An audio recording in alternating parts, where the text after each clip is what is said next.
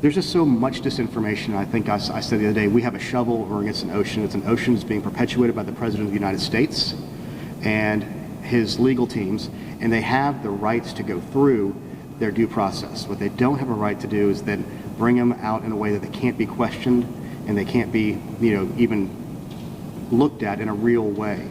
And they give it they give it more heft than it deserves because the president is saying it.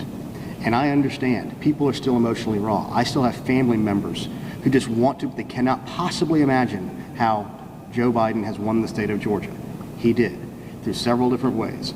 We had about over 20,000 people just skip the presidential race. They just didn't vote in it. They went down and voted in other races. If you take 8 counties, 6 in Metro Atlanta, in the 2 around the University of Georgia, Clark and Oconee, David Perdue got more than 19,000 more votes than the president.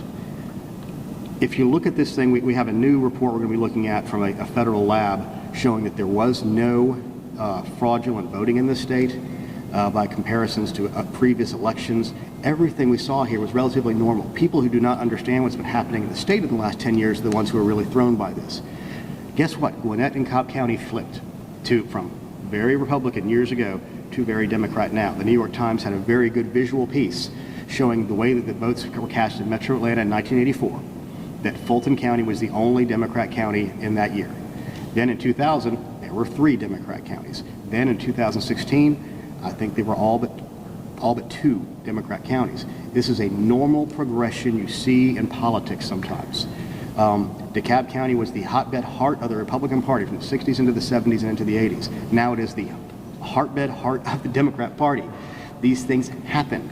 If you pay attention, you know that.